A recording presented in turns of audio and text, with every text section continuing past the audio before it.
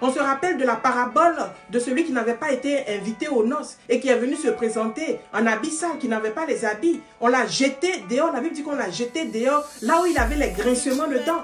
Et donc quand les enfants d'Israël sont en train de s'affairer, quand les enfants de Dieu s'affairent à préparer ce moment de célébration, à manger la Pâque, le monde doit savoir que pendant que nous célébrons, pendant que nous disons « Oh, délivrance, gloire à Jésus », pendant que nous faisons la fête et que nous regardons à Dieu pour la délivrance, on doit savoir que nous sommes en train d'annoncer le jugement pour le monde. La Pâque en soi signifie délivrance pour les uns, les enfants de Dieu, mais jugement pour ceux qui n'auront pas donné leur vie au Seigneur Jésus.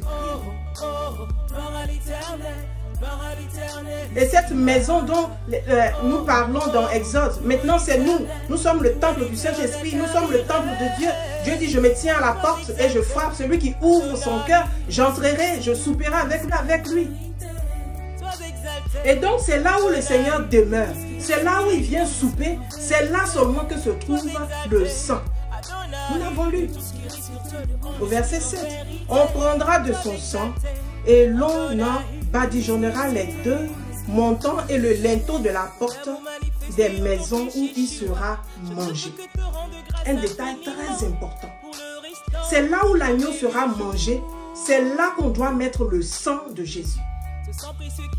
Donc en tant que chrétien, si tu as donné ta vie au Seigneur Jésus-Christ, est-ce que le Seigneur Jésus demeure dans ta vie?